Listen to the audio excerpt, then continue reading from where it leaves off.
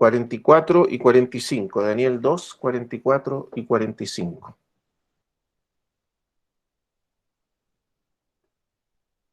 Daniel capítulo 2, versículo 44 y 45. Dice así: y en los días de estos reyes, el Dios del cielo levantará un reino que no será jamás destruido, ni será el reino dejado a otro pueblo. Desmenuzará y consumirá a todos estos reinos, pero él permanecerá para siempre. De la manera que viste que del monte fue cortada una piedra, no con mano, la cual desmenuzó el hierro, el bronce, el barro, la plata y el oro, el gran Dios ha mostrado al rey lo que ha de acontecer en lo porvenir, y el sueño es verdadero y fiel su interpretación. Este pasaje, por supuesto, se encuentra en el libro de Daniel, como acabamos de leer, y para contextualizar esta palabra, o lo que aquí el profeta está revelándonos o diciéndonos a nosotros, pero también, por supuesto, de manera directa al rey Nabucodonosor, necesitamos comprender el contexto histórico, en primer lugar, de los acontecimientos de la vida del profeta Daniel, el tiempo que le tocó vivir al profeta Daniel, y pudiéramos caracterizar el tiempo del profeta y la vida del profeta como un tiempo, en muchos sentidos, un tiempo del fin. Hay dos libros en la Biblia que están relacionados particularmente con el tiempo del fin. Uno de ellos es el libro de Daniel, el otro el libro de Apocalipsis. Los dos nos hablan de la consumación, de los eventos finales de la historia, de cómo va a terminar la historia. Por supuesto, Apocalipsis va mucho más allá que el libro de Daniel, porque termina con una visión de la Jerusalén celestial que desciende del cielo, del estado eterno, en que Dios y su pueblo, Cristo y su iglesia estarán unidos eternamente. El libro de Daniel termina un poco antes, y la razón es porque el libro de Daniel se enfoca particularmente en el futuro, en la historia de la nación de Israel a través del tiempo, a través de los sucesivos acontecimientos históricos. Y el gran mensaje del libro de Daniel es que, a pesar de que en la historia se manifestarán poderes y reinos, imperios sucesivamente, y todos estos imperios serán hostiles al pueblo de Dios, particularmente aquí, por supuesto, en el contexto de Daniel es la nación de Israel, el pueblo de Israel serán hostiles al pueblo de Dios.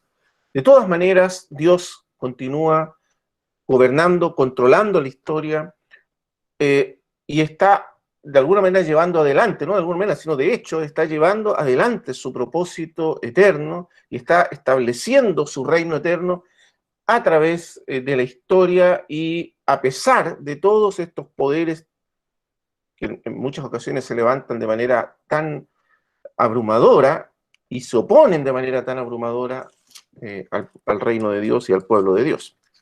Vamos a comenzar con el principio para entender mejor el contexto del libro. Capítulo 1, versículo 1. En el año tercero del reinado de Joacim, rey de Judá, aquí comienza el libro, vino Nabucodonosor, rey de Babilonia, a Jerusalén y la sitió. Y el Señor entregó en sus manos a Joacim, rey de Judá, y parte de los utensilios de la casa de Dios, y los trajo a tierra de Sinar a la casa de su Dios, y colocó los utensilios en la casa del tesoro de su Dios. Esto es básicamente el fin de una edad para la nación de Israel, el fin de un tiempo completo para la nación de Israel. La nación entera, el reino de Judá, fue destruido, fue arrasado por el rey Nabucodonosor, y todos los elementos fundamentales de la vida de la nación, los elementos centrales de esa vida, que eran el templo, principalmente el templo edificado por Salomón, luego la ciudad de Jerusalén, la ciudad donde estaba el trono de los reyes de la dinastía de David, la ciudad elegida, la ciudad amada por Dios, el templo donde moraba la gloria de Dios, la Shekinah de Dios, donde estaba el arca del pacto. Y la nación entera, junto con la dinastía de los reyes davídicos, de los cuales los judíos o los israelitas esperaban que viniese el Mesías que habría de reinar eternamente. Ese era el pacto de Dios con la casa de David. Todo eso pareció derrumbarse por completo de la noche a la mañana. Todo fue arrasado aparentemente por el rey Nabucodonosor, por este rey que se levantó como el monarca más poderoso de su tiempo y construyó un imperio de la noche a la mañana que dominó y conquistó a todos los reinos y a todos los imperios de aquel entonces, incluyendo el poderosísimo imperio asirio y el poderoso reino de Egipto, y por supuesto la pequeña nación de Israel también cayó bajo el poder de este rey universal como fue, y de este imperio universal como fue el imperio babilónico, en este caso el imperio neobabilónico. Imagínese usted el impacto que produjo eso en la vida de los judíos, de los israelitas creyentes en aquel tiempo. Porque para muchos de ellos la fe en Dios se expresaba, la fe en Dios se expresaba en esos símbolos que ellos creían permanentes, de carácter eterno, como el templo, la ciudad, la dinastía de David, de los reyes davídicos. Y todo eso se derrumbó y terminó en nada. La ciudad arrasada hasta los cimientos, el templo arrasado. Aquí dice, Nabucodonosor tomó la ciudad, destruyó el templo, destruyó la ciudad y se llevó los instrumentos sagrados, consagrados a Dios, los vasos sagrados, como dice aquí, los utensilios sagrados que estaban consagrados para servir únicamente a Dios, y fue y los colocó en la casa de su Dios, un Dios pagano, en este caso seguramente el Dios supremo de los babilonios que se llamaba Marduk, o Bel, como lo llama la Escritura, un Dios pagano. Sí, imagínense el impacto que tuvo eso en la mente y en el corazón de tantos creyentes en aquel tiempo, de los israelitas fieles a Dios. Un completo desolamiento de la nación, un completo desolamiento de la fe de ellos.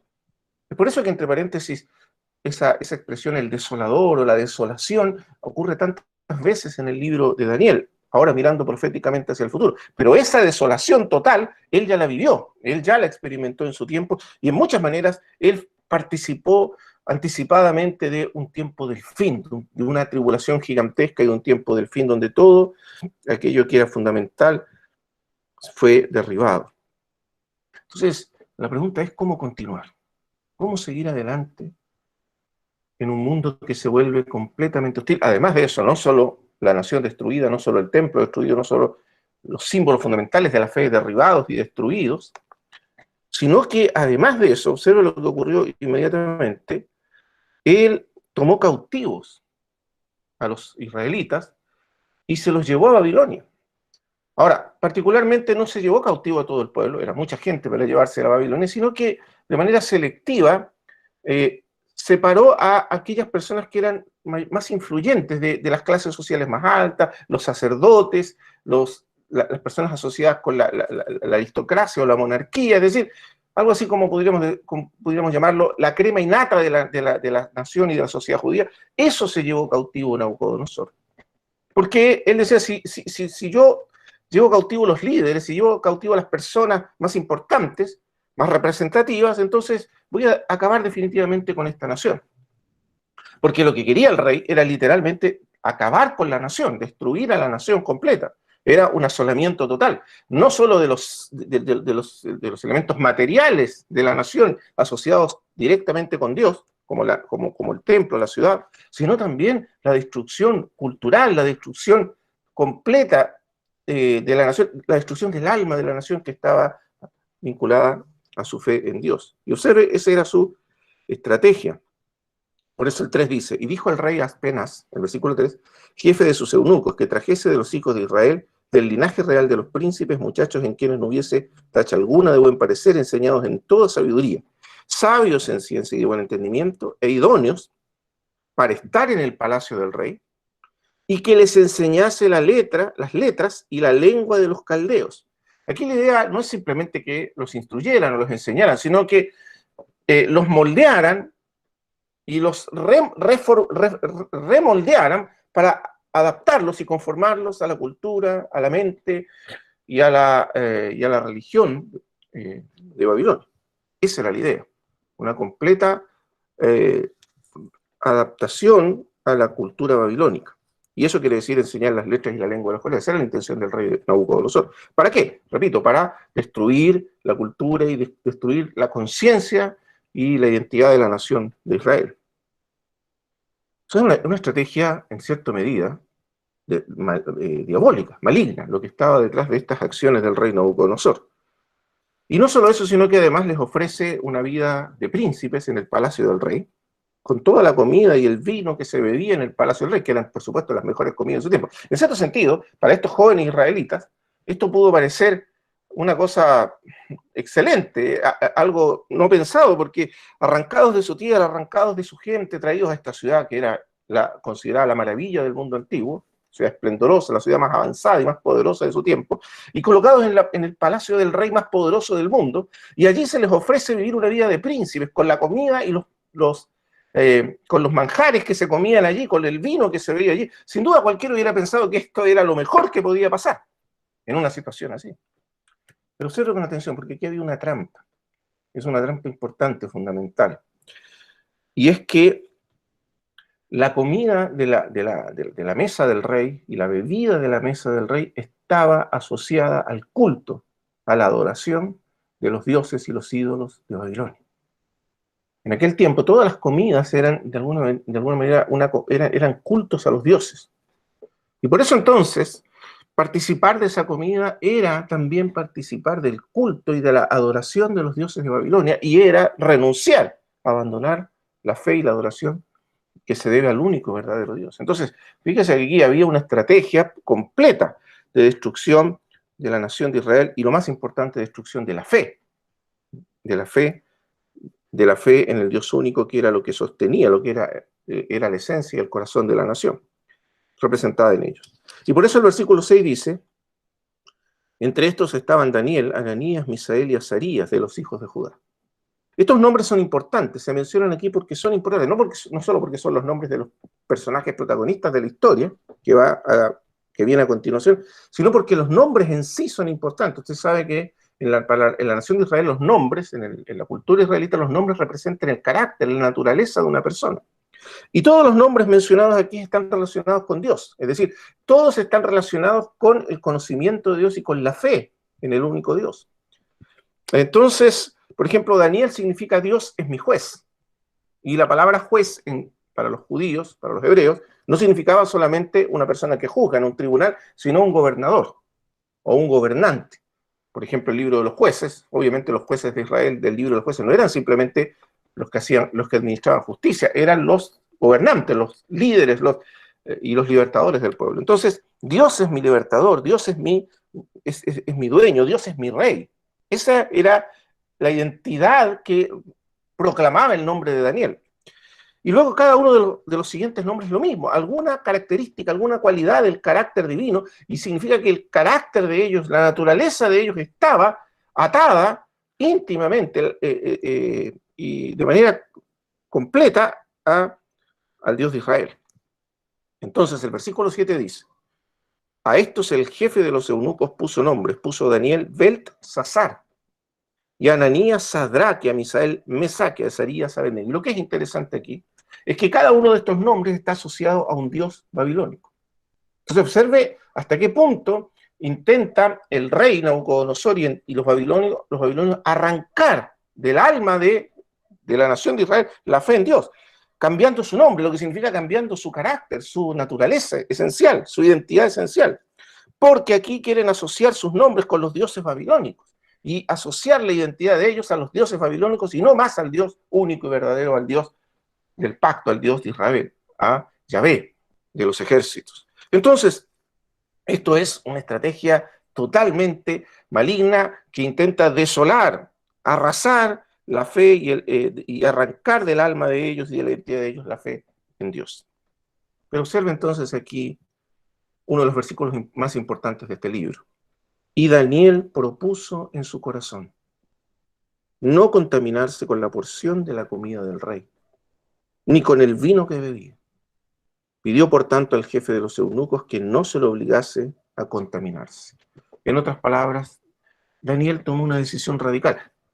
Babilonia le ofrecía el mundo, y le ofrecía todo lo que el mundo ofrece, y le ofrecía fama, poder, riqueza, comida, prestigio, le ofrecía todo, pero a cambio pedía que renunciase a su fe en Dios y se postrase ante los ídolos y los dioses falsos de Babilonia.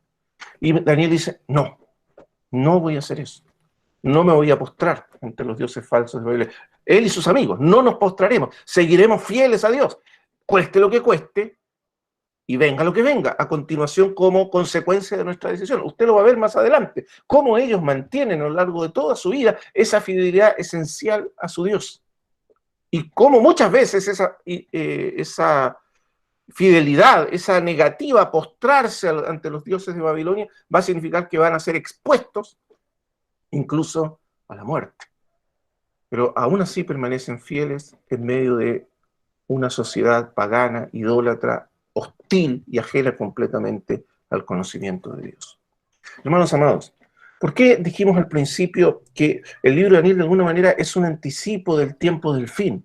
El tiempo que le tocó vivir a Daniel de muchos modos se asemeja a lo que será el tiempo del fin. Sin duda, a medida que se aproxime la venida del Señor, y no hay ninguna duda que la venida del Señor está cada vez más próxima, cada vez más cerca, las señales y las profecías así lo indican, de manera que estamos cerca de la venida del Señor. Pero eso significa que el mundo se volverá una vez más hostil y completamente adverso para los hijos de Dios. Será cada vez más difícil vivir en este mundo, cada vez más difícil estar en un mundo que da la espalda a Dios, que se vuelve en contra de Dios, se vuelve contra el conocimiento de Dios e intenta no solo para ellos mismos apartarse de Dios, sino que intentará de una manera insistente y persistente apartarnos a nosotros de la fe y del conocimiento de Dios. Será cada vez más difícil, como fue para Daniel y sus amigos, vivir en Babilonia. Repito, en un mundo que no conocía a Dios y que intentaba sacarlos del conocimiento de Dios y de la fe en Dios de todas las maneras posibles. Pero Daniel toma una decisión y dice, no, en esto no voy a transar. Es decir, no voy a comer la comida del rey, no voy a aceptar las seducciones y las ofertas que el mundo me ofrece, por muy atractivas que sean, si eso significa renunciar a la fe que he recibido, a la identidad que he recibido de Dios. Si esto significa adorar a otros dioses y postrarme ante dioses que no son el verdadero Dios, si esto significa, como va a ser más adelante, adorar la imagen del rey Nabucodonosor o adorar al rey Darío como si él fuese Dios, entonces de ninguna manera Daniel está disponible para eso.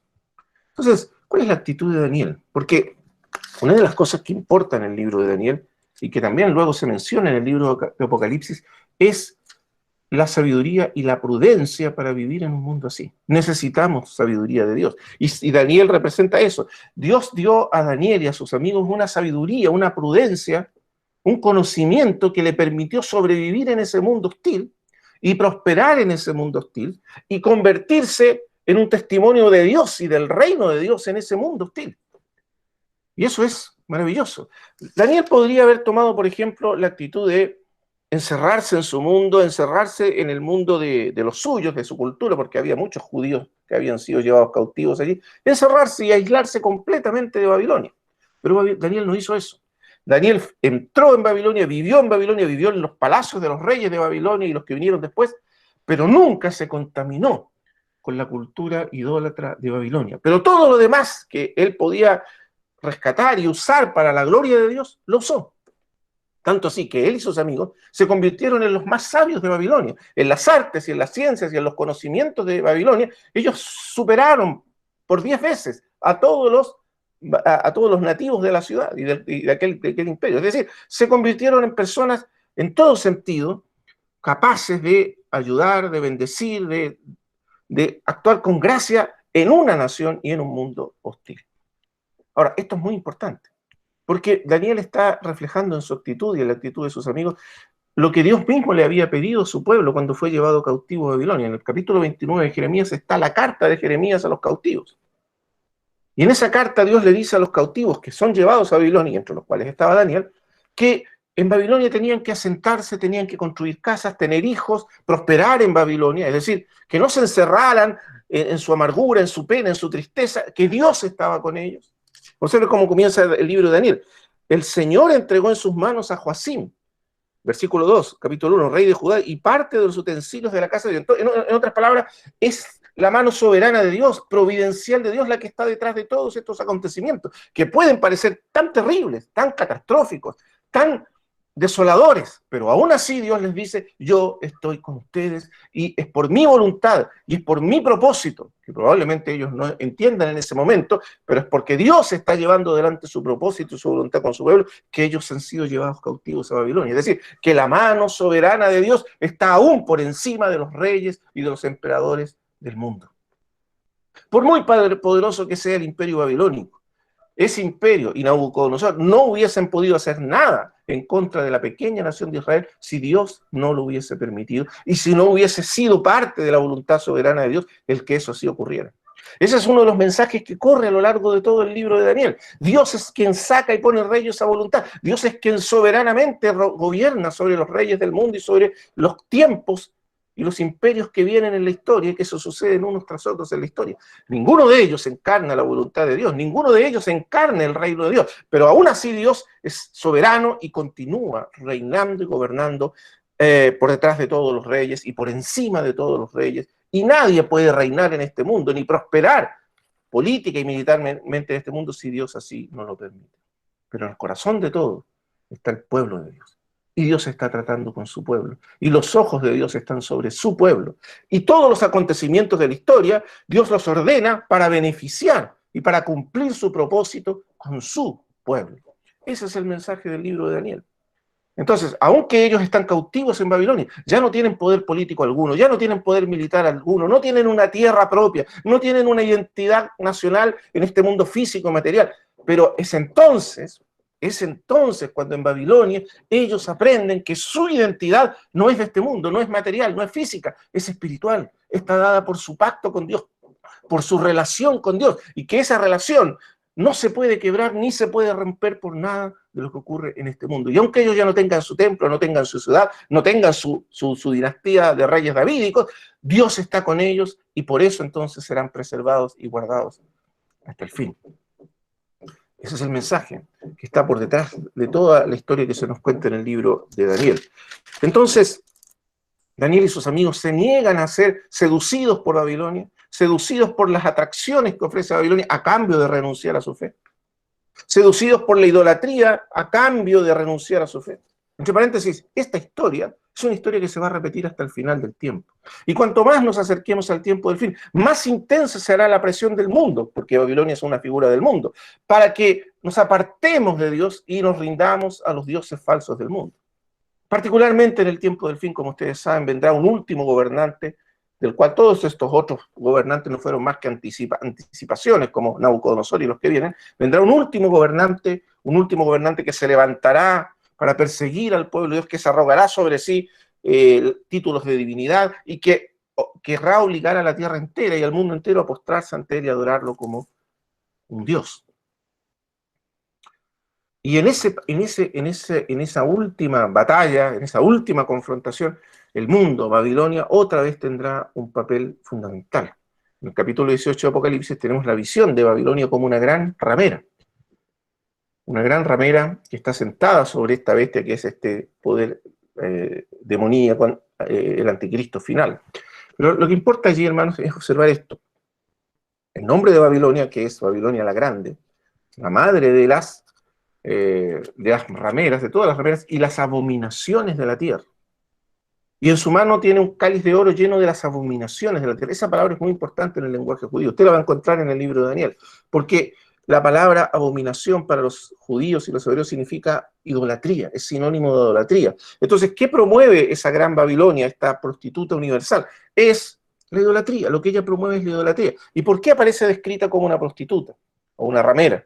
Porque en el mundo antiguo, los templos paganos, muchos templos paganos tenían las llamadas sacerdotisas sagradas o prostitutas sagradas, que esparcían el culto de sus dioses a través de la prostitución o del sexo. Entonces, muchas personas eran atraídas a la adoración de los falsos dioses por medio de estas prostitutas sagradas. Por eso Babilonia, el mundo, aquí es representado como una gran prostituta que seduce al mundo, que lleva al mundo a la adoración de los dioses falsos del mundo, ¿a cambio de qué? De placeres, de ventajas, de riquezas, de éxito, de fama y un montón de cosas más que ofrece el mundo. En el tiempo final, esta gran Babilonia es la principal artífice no la principal, pero uno de los principales, junto con el falso profeta, de una promotora del culto y de la adoración de la bestia, que es la forma de idolatría final en que el mundo se rebelará contra Dios.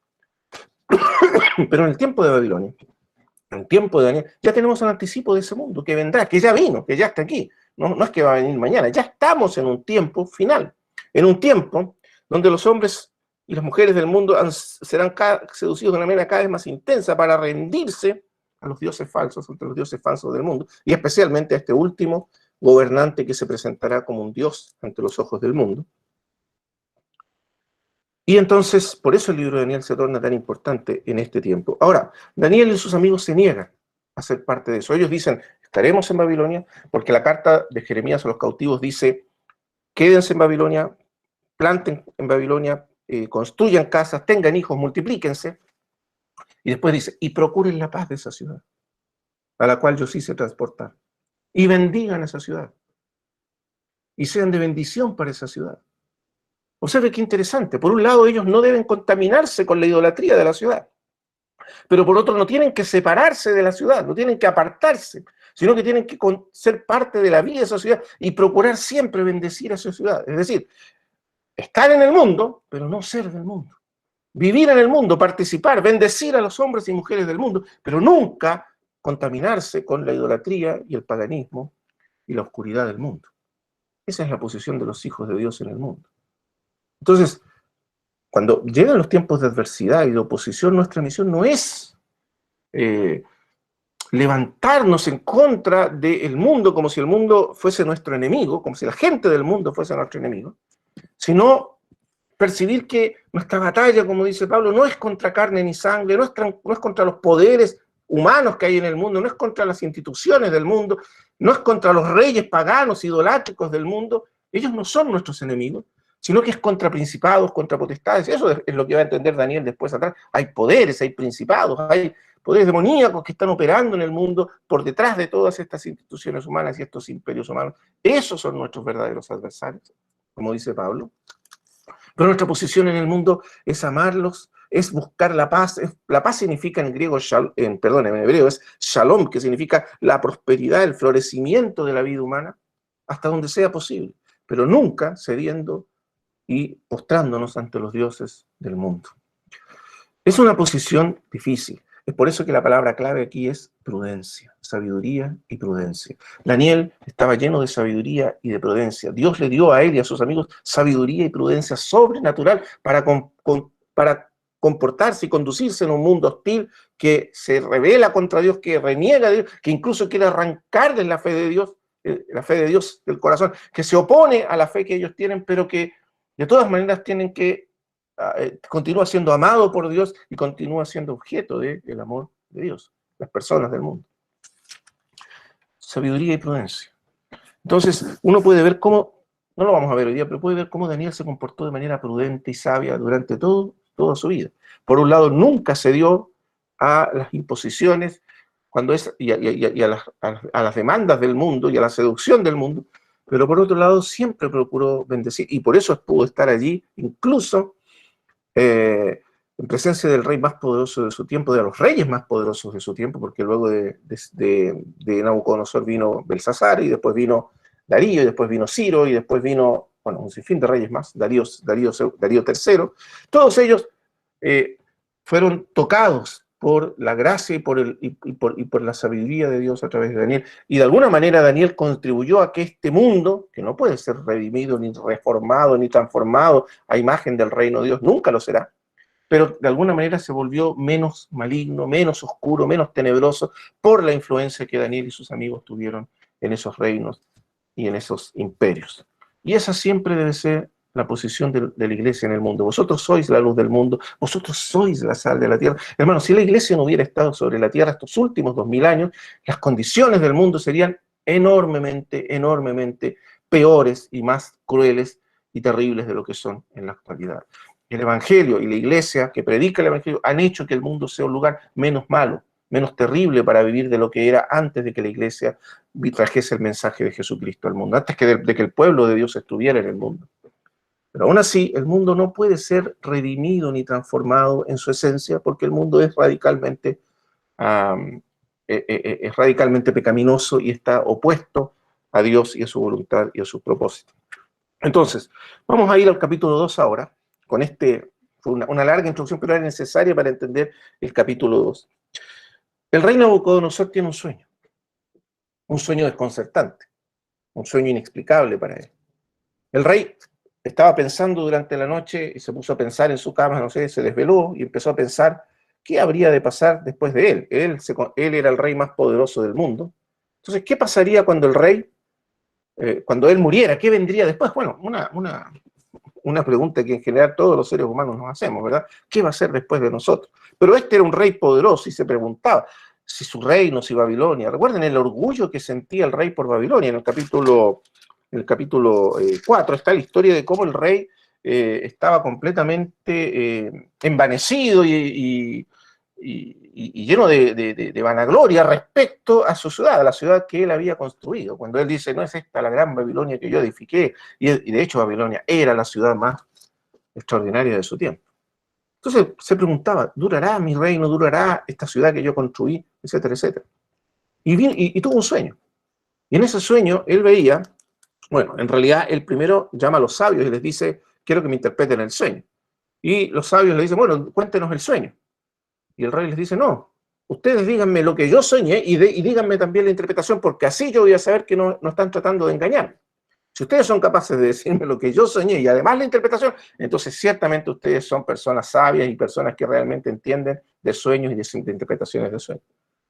Era una petición realmente imposible, era una petición absolutamente despótica. Solo un rey como él podría ocurrirse una cosa así, pero así era. Y los amenaza de muerte y le dice, y además si no me interpretan, si no me dicen cuál fue mi sueño y no me dicen la interpretación, bueno, todos ustedes van a morir. Y eso incluía a Daniel y sus amigos, que eran parte del grupo de los sabios de Babilonia. Pero Daniel escucha esta historia y con mucha prudencia logra acceder al rey. Recuerden, la palabra prudencia es vital aquí. Daniel no toma una actitud de enojo, de ira, de decir este rey es un déspota, un tirano, ¿cómo se le ocurre? Sino que habla con prudencia al jefe de los eunucos y le dice, déjeme hablar con el rey, yo tengo la solución. Porque Daniel sabía que Dios estaba con él, que la gracia de Dios estaba con él, confiaba en su Dios, confiaba en la providencia y en la sabiduría de Dios. Y le dice al rey, hay un Dios en el cielo. Fíjense aquí, este rey pagano que no conocía a Dios, le dice, hay un Dios en el cielo, que conoce los misterios y revela lo que hay en lo profundo, en las tinieblas, y lo da a conocer. Ahora, Daniel entonces pide tiempo y finalmente Dios le revela el sueño y la interpretación. Y observe lo que dice Daniel aquí, versículo 20. Y Daniel habló y dijo, sea bendito el nombre de Dios de siglos en siglos, porque suyos son el poder y la sabiduría. El poder no pertenece a los reyes del mundo. Los reyes del mundo reinan porque Dios permite en su sabiduría y en su plan eterno que ellos gobiernen por un tiempo, pero no le pertenece a ellos, tampoco la sabiduría, a los sabios. Él muda los tiempos y las edades. Eso quiere decir que Dios cambia los tiempos y las edades cuando quiere. Cuando Él quiere, un imperio surge. Cuando Dios decide que termine, ese imperio deja de ser. Entre paréntesis, el imperio babilonio duró solamente 70 años. Es decir, duró los 70 años exactos del cautiverio del pueblo de Israel. ¿Por qué? Porque Dios levantó ese imperio con el fin de tratar con su pueblo y llevar los cautivos a Babilonia y transformarlos por completo. Fue en Babilonia donde por fin y definitivamente la idolatría fue erradicada para siempre del corazón de la nación. Fue erradicada definitivamente y por primera vez se convirtieron en un pueblo radicalmente monoteísta y que adoraba a un único Dios, al verdadero Dios. Y eso ocurrió en Babilonia. Por lo tanto, Dios levantó a esta nación y a este rey con un propósito único, tratar con su pueblo. Y cuando terminó ese propósito, esa nación desapareció de la noche a la mañana. Él muda los tiempos y las edades y desapareció por completo. La nación más poderosa del mundo, el imperio más poderoso del mundo, se derrumbó y se desvaneció en el viento, como fue la visión de Daniel. Entonces, Él muda los tiempos y las edades, quita reyes y pone reyes, soberanamente, y da sabiduría a los sabios y ciencia a los entendidos. Él revela lo profundo y lo escondido, conoce lo que está en tinieblas y con él mora la luz. Y entonces con ese entendimiento, Daniel se dirige a hablar con el rey Nabucodonosor y le revela el sueño. Y observe lo que dice Daniel al rey Nabucodonosor. Versículo 27. Daniel respondió delante del rey diciendo: el misterio que el rey demanda, ni sabios, ni astrólogos, ni magos, ni adivinos lo pueden revelar al rey. Pero hay un Dios en el cielo. Observe cómo Daniel se posiciona frente al rey, da testimonio del único y verdadero Dios. Comienza a ser, tal como Dios quiere que su iglesia sea, que el Señor quiere que su iglesia sea, la luz del mundo y la sal de la tierra. Y Daniel aquí está hablando en nombre de Dios y llevando el conocimiento de Dios al hombre más poderoso del mundo. Y le ha hecho saber al rey Nabucodonosor lo que ha de acontecer en los postreros días. Observe que otra cosa interesante es que Dios trata con los reyes del mundo, que Dios trata con los poderosos del mundo, que Dios soberanamente trata con los reyes de este mundo para llevar adelante su voluntad y sus propósitos, que no tienen nada que ver con los propósitos de los reyes del mundo. Nabucodonosor lo que quería era conquistar el mundo, lo que Dios quería era tratar con su pueblo. ¿Se da cuenta la diferencia? Entonces, estando tú, oh rey, en tu cama te vinieron pensamientos por saber lo que había de ser en lo porvenir, y el que revela los misterios te mostró lo que ha de ser. Y a mí me ha sido revelado este misterio no porque en mí haya más sabiduría, observe la humildad también de Daniel para reconocer que él no sabe más que nadie, sino porque Dios se lo reveló, que en todos los vivientes, sino para que se dé a conocer al rey la interpretación y para que entiendas los pensamientos de tu corazón. Tú, oh rey, veías, y aquí una gran imagen, esta imagen que era muy grande y cuya gloria era muy sublime, estaba en pie delante de ti y su aspecto era terrible. Esta gran imagen que Daniel ve representa los imperios del mundo, los imperios y la gloria y el poder de los reinos del mundo, representados en 4 imperios que parecen majestuosos y gloriosos ante la vista humana. Es interesante observar que el libro de Daniel tiene 2 visiones que son paralelas de este mismo evento. Una es la visión del capítulo 2, que es el sueño de Nabucodonosor, y podríamos decir, es la visión humana de los reinos del mundo. Y la otra es la visión del capítulo 7, que es equivalente, que es la visión divina de los reinos del mundo. En la visión humana se ven como una estatua, como una imagen gloriosa. En la visión divina se ven como bestias espantosas y terribles y crueles. Desde la perspectiva humana, los reinos del mundo son gloriosos, son asombrosos. Recuerda lo que pasa en el capítulo 13 de Apocalipsis, cuando surge la bestia final, el anticristo, y todo el mundo adora y se postra delante de la bestia y dice: ¿quién como la bestia y quién podrá luchar contra ella? A la vista de los hombres, estos poderes parecen abrumadoramente grandes, inmensos y gloriosos. Es la gloria del hombre, es la gloria del poder humano, la gloria de la sabiduría, de la inteligencia humana llevada a su máxima expresión. Esa es la visión. Y por eso dice: su aspecto era terrible, la cabeza de esta imagen era de oro fino, sus pechos y sus brazos de plata, su vientre y sus muslos de bronce, sus piernas de hierro, sus pies en parte de hierro y en parte de barro cocido. Y entonces observe que la imagen tiene una característica bien extraña. Primero, que la cabeza, por supuesto, está hecha del metal más precioso, más caro de todos, que es el oro, pero a medida que desciende la visión de la imagen, los materiales se empiezan a volver más baratos, menos caros, los pechos y los pies de plata, el vientre de bronce, y finalmente las piernas de hierro. Pero lo más extraño de esto es que esta imagen tan imponente y tan abrumadoramente poderosa y terrible, es la imagen de la gloria de los imperios y de los poderes humanos, tiene pies de hierro mezclado con barro. Pies de barro cocido. Es decir, el fundamento de la imagen es completamente frágil y débil. Usted sabe que el barro cocido en la Biblia es sinónimo de fragilidad, de debilidad. Es la debilidad del hombre, es la fragilidad del hombre. Tenemos, dice Pablo en 2 Corintios capítulo 4, este tesoro en vasos de barro. Nosotros somos vasos de barro, dice. Eso nos habla de la debilidad, de la fragilidad humana. Y entonces, por muy gloriosos que sean los poderes humanos, siempre tienen pies de barro. Hermanos, no solo el imperio final tendrá pies de barro, la idea es que toda la imagen tiene pies de barro, es decir, todo el poderío que el hombre desarrolla, toda la gloria del hombre, está sostenida por fundamentos de barro. Es por eso que los imperios se desvanecen en la nada. Es por eso que los hombres más poderosos del mundo se deshacen en el viento y es como si nunca hubieran existido, porque somos de barro y porque pesa sobre la gloria del hombre y sobre la vida y sobre los poderíos humanos y sobre los imperios humanos la sentencia fundamental: del polvo fuiste tomado y en polvo te convertirás. Entonces, toda esta gloria tan sublime no es más que una gloria que está destinada a pasar y a desvanecerse y a quedar en nada, por muy poderosos que sean los imperios de los hombres.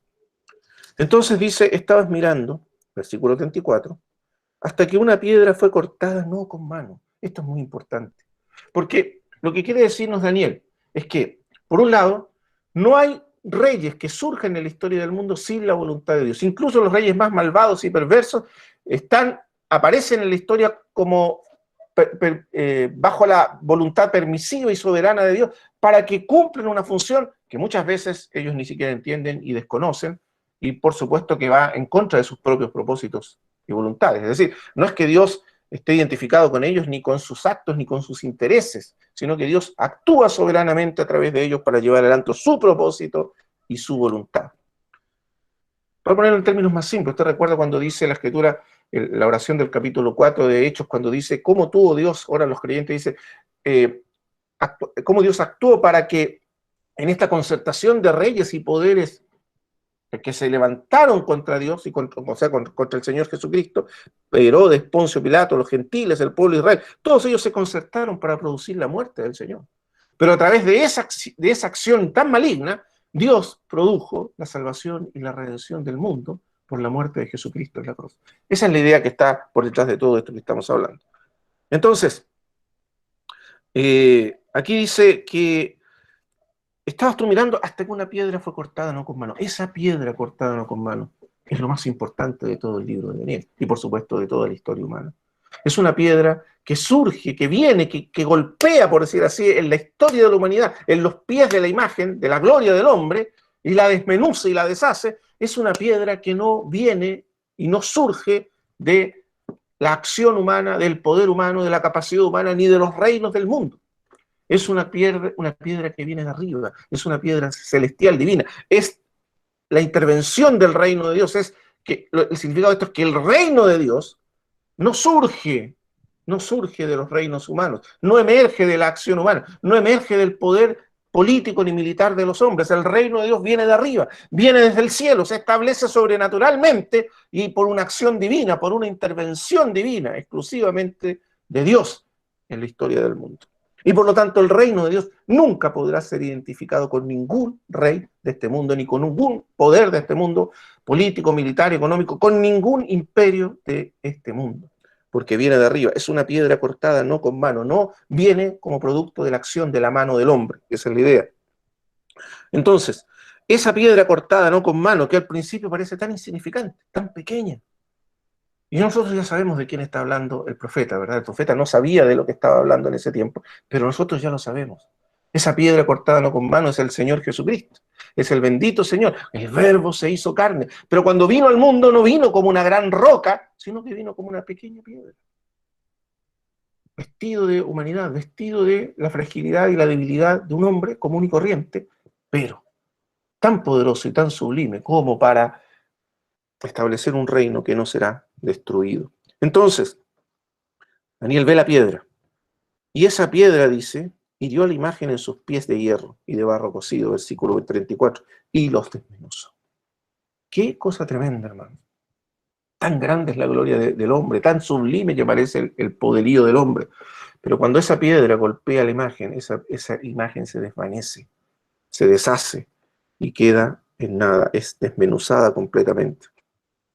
Entonces fueron desmenuzados también el hierro, el barro cocido, el bronce, la plata y el oro, y fueron como tamo de las eras del verano, es decir, como esa hierba que crece en el verano, en la primavera verde, y en el verano se seca y desaparece para siempre. Y se los llevó el viento, sin que de ellos quedara rastro alguno. Mas la piedra, qué cosa tremenda, la piedra pequeña que parecía al principio, la piedra que hirió la imagen fue hecha un gran monte que llenó toda la tierra.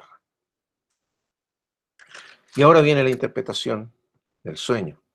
Y el sueño nos dice, esta es la interpretación, dice Daniel, desde el versículo 38, la cabeza de oro eres tú, oh rey, el rey que da comienzo a esta secuencia y a esta secuencia de imperios humanos.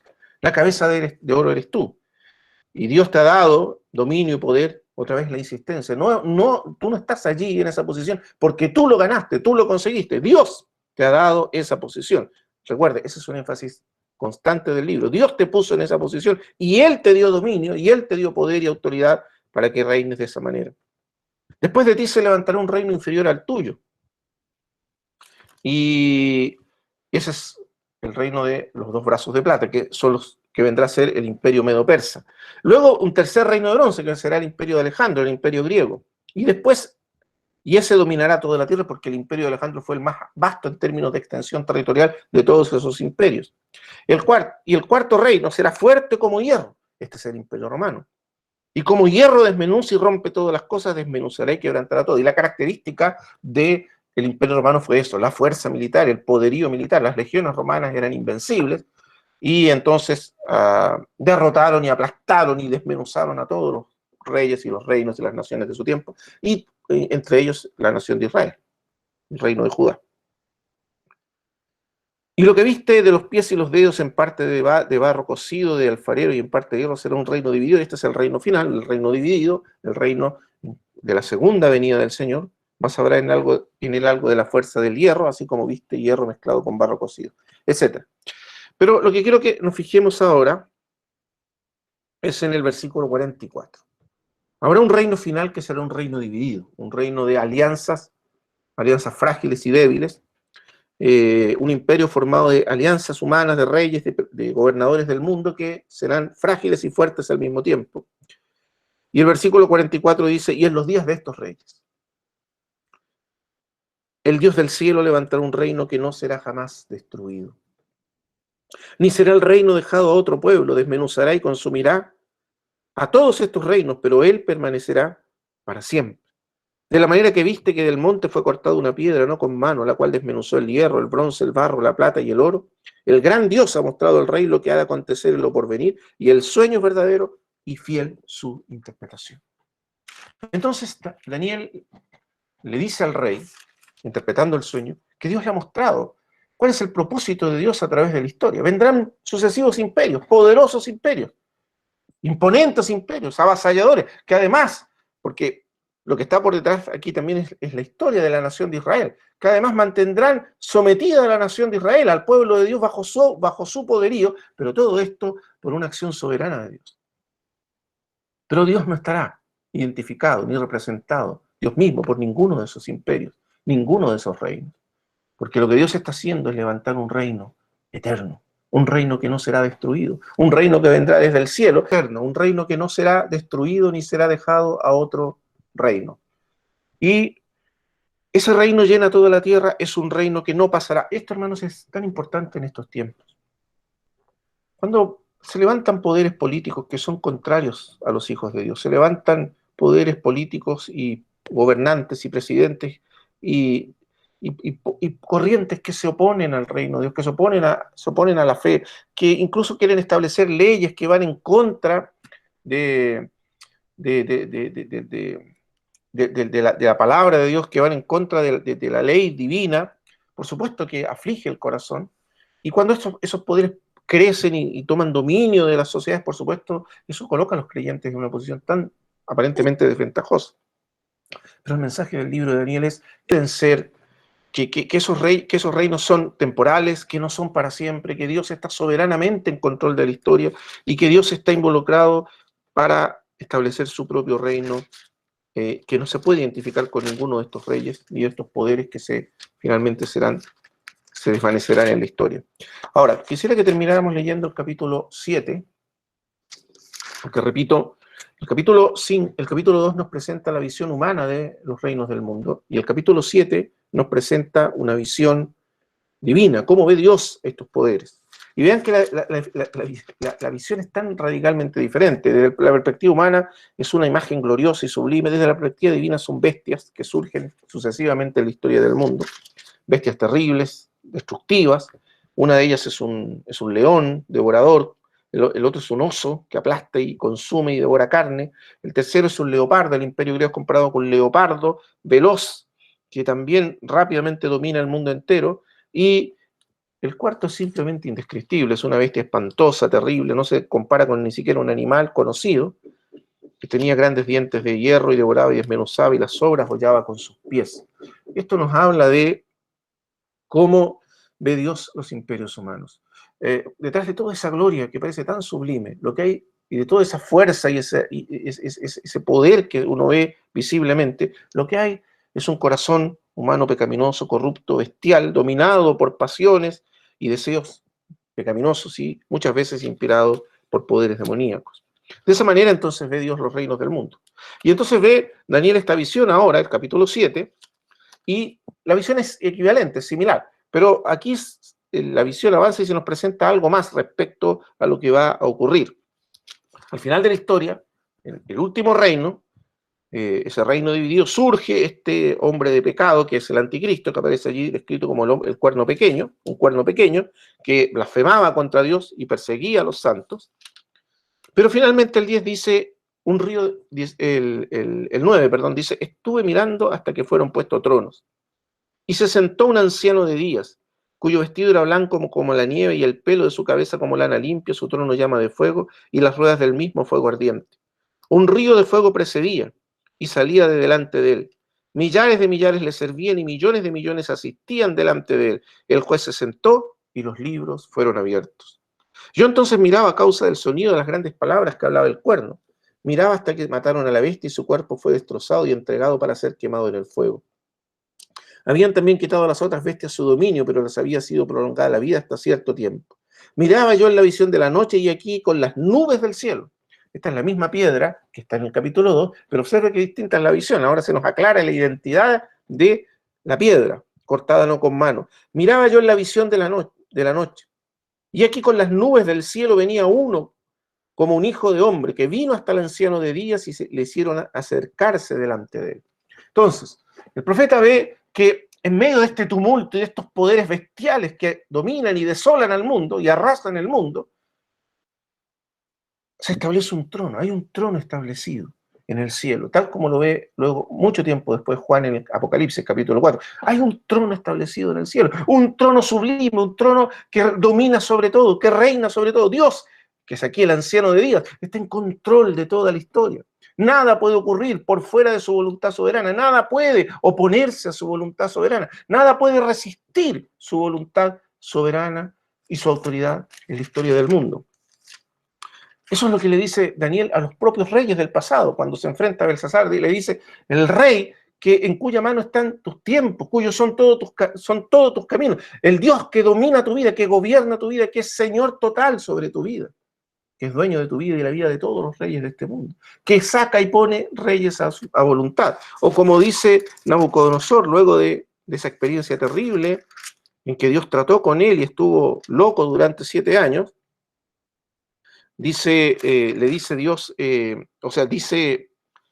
dice Nabucodonosor, dice que él reconoce que él es el Dios soberano, y dice, el versículo 35, capítulo 4, todos los habitantes de la tierra son considerados como nada, y él hace según su voluntad en el ejército del cielo, y en los habitantes de la tierra, y no hay quien detenga su mano y le diga, ¿qué haces?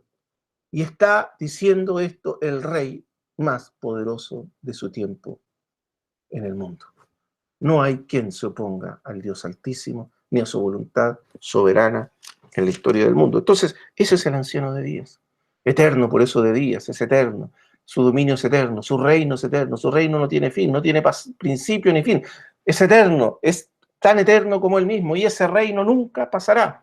Pero Dios, en ese dominio eterno que tiene sobre todas las cosas y sobre toda la creación, ha establecido que su reino se establezca en este mundo rebelde, agitado por el pecado, agitado por los poderes demoníacos, agitado por estos imperios terribles que se oponen a su voluntad, que se levantan sucesivamente para oprimir y subyugar a su propia nación, a su propio pueblo, pero Dios soberanamente está en control de la historia, es el anciano de días, es el juez que juzga a todos, que gobierna sobre todo, millones y millones. La idea de aquí es que los ejércitos celestiales que le sirven y sirven a su iglesia y a su pueblo son incontables, Millares de millares le servían, millones de millones asistían delante de él, y todos esos millones de millones, poderes angelicales, están también al servicio de su pueblo, de su iglesia.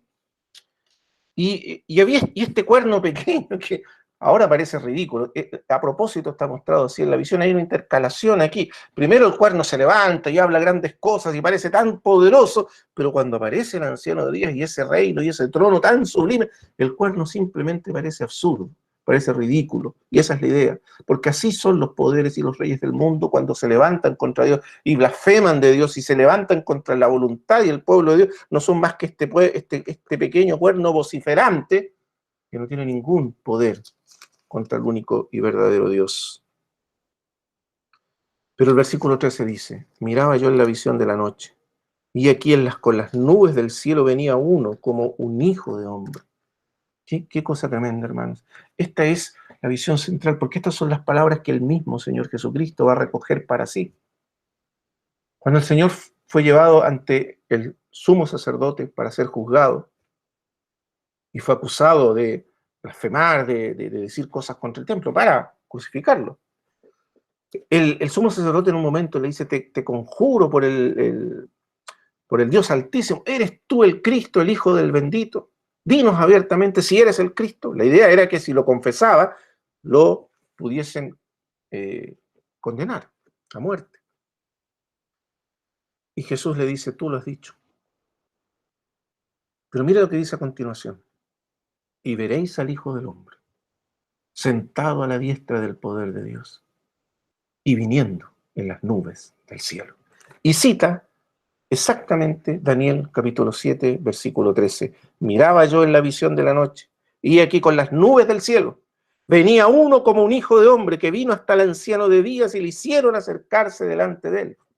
¡Qué cosa tremenda! Es decir, el Señor le está diciendo que Él es ese Hijo del Hombre, que ese Hijo del Hombre de Daniel, ese ser glorioso, sublime, ese Rey omnipotente que vendrá del cielo a tomar el dominio, a acabar con los reinos del mundo, a terminar con los poderes bestiales que dominan el mundo, a terminar con el poder del anticristo y el cuerno pequeño y a deshacer en nada y hacer nada los poderes del mundo. Ese Rey tan glorioso es el mismo que está parado delante de ti, diciendo, sí, tú lo has dicho, yo soy ese que tú dices, ese es el Cristo de Dios.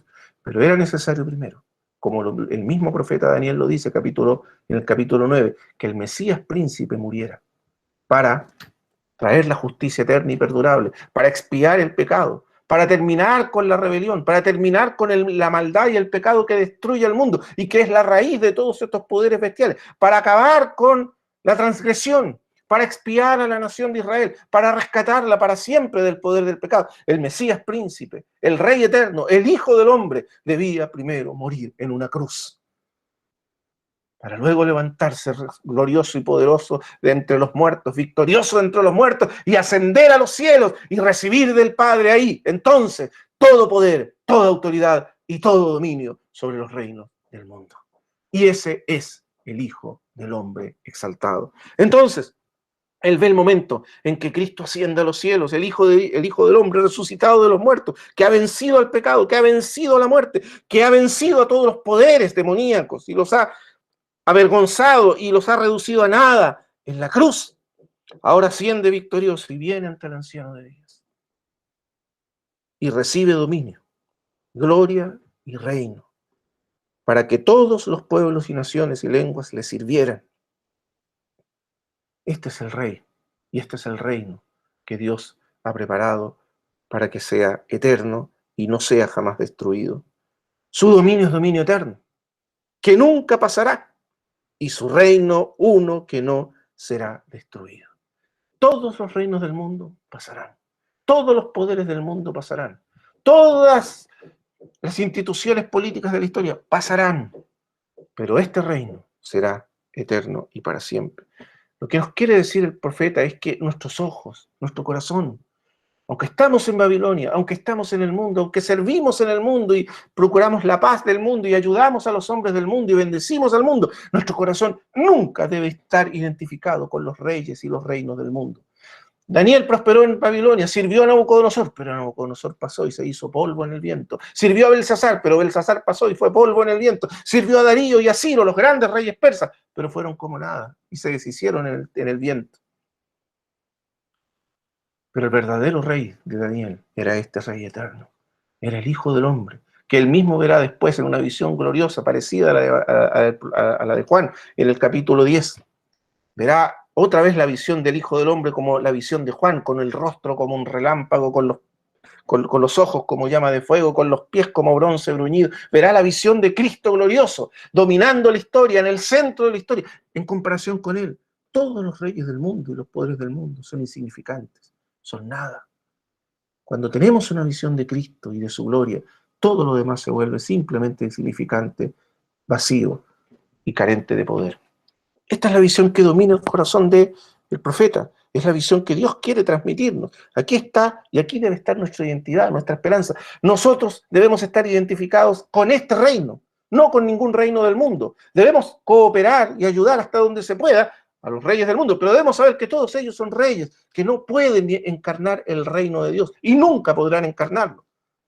A veces hacen cosas correctas y a veces incorrectas. De todas maneras, el reino de Dios no está identificado con ellos. El reino de Dios está identificado con el Hijo del Hombre, está identificado con el Señor Jesucristo glorioso, resucitado de los muertos, cuyo dominio es eterno, que nunca pasará, y su reino uno que no será destruido. Entre paréntesis, importante, el capítulo 14, versículo 14, la primera parte dice, para que todos los pueblos, naciones y lenguas le sirvieran. Esa palabra servir ahí en griego, en el texto original que es arameo, significa también adorar, para que todos los pueblos le sirvan y le adoren. Por eso es tan importante la cuestión de a quién adoramos.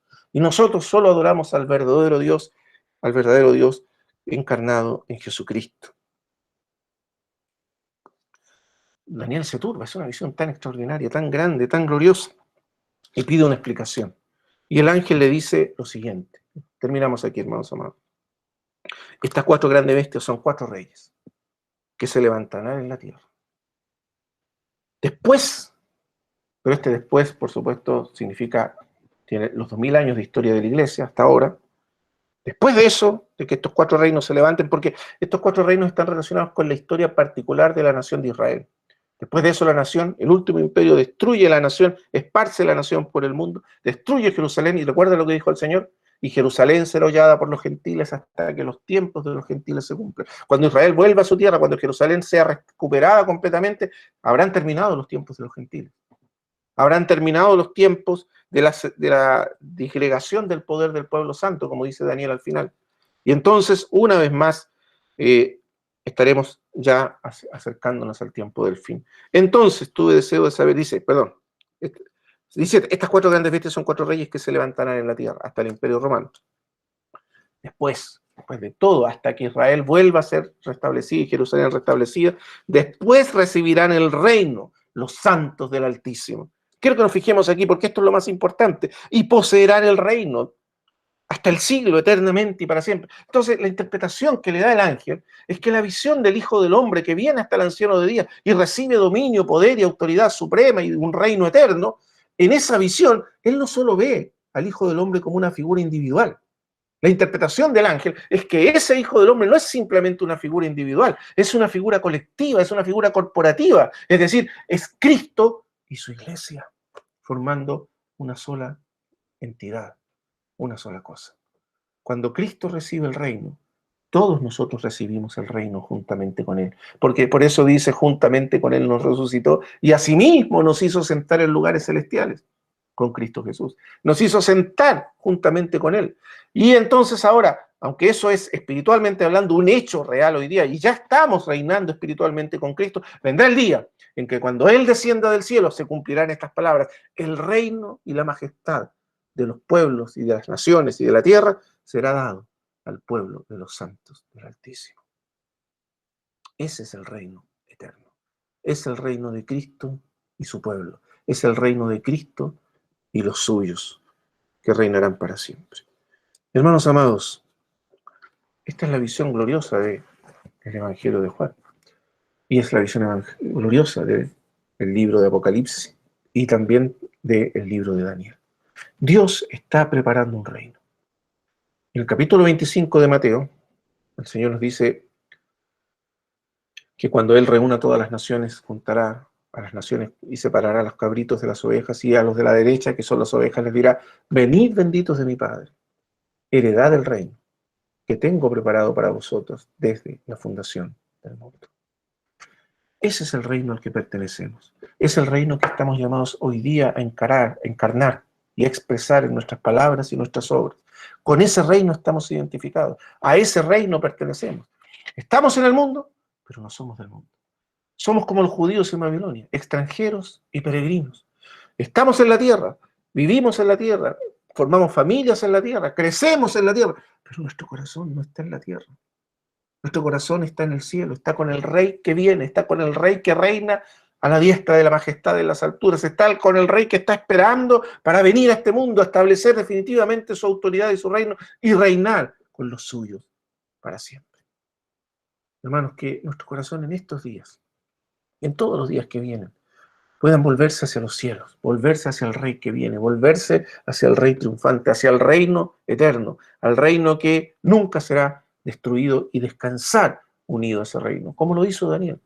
¿Cómo pudo Daniel persistir y sobrevivir en una situación y prosperar aún, como dice el libro de Daniel, en una situación tan adversa, en un mundo tan adverso, con poderes políticos, despóticos, tiránicos, anticristianos, que se oponían a todo lo que él creía y todo lo que él amaba? Se oponían a su Dios y a su fe en Dios, pero aún así prosperó, porque su corazón, su mirada, su lealtad estaba completamente definida y amarrada al único y verdadero Dios y a su reino y al Rey eterno que vendría a reinar.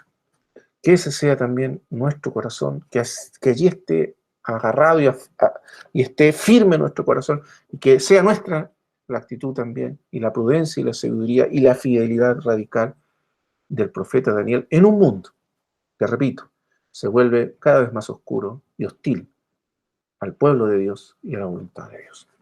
Nuestro Dios reina, nuestro Dios es soberano, y el Señor Jesucristo es el Rey eterno que está reinando en los cielos, está unido a nosotros y vendrá a reinar con nosotros eternamente. Hagamos una oración al Señor. Bendito Padre Celestial, te damos gracias por tu palabra. Señor, la mayor necesidad que tenemos en tiempo de oscuridad, en tiempo de adversidad, en tiempo de oposición, es ver al Rey eterno. Tal como Isaías, cuando murió el rey Usías en un tiempo tan oscuro y aciago para la nación, él vio al Rey eterno. Mis ojos vieron al Rey, Jehová de los ejércitos, nos dice el profeta, sentado sobre un trono alto y sublime, cuyas faldas llenaban el templo, un Rey eterno y sublime, un Rey que no se conmueve, ni es conmovido, ni tocado por los acontecimientos del mundo, en lo más mínimo, sino que es eterno, domina para siempre, su reino es eterno, y ese Rey es el que cuida de su pueblo, cuida de los suyos, guarda a los suyos y los prepara a través de todas las vicisitudes de la historia con su mano soberana, sacando y poniendo reyes, cambiando imperios y poderes a voluntad para llevar a sus hijos, a su pueblo, a reinar eternamente con Cristo. Gracias, Padre, porque este propósito no ha cambiado, no cambiará, y será finalmente revelado y establecido en plenitud cuando tu Hijo Jesucristo bendito descienda del cielo por los suyos, por la iglesia. Te damos gracias, Padre. Nuestra vida está completamente segura en tus manos eternas. En el nombre de tu Hijo Jesús.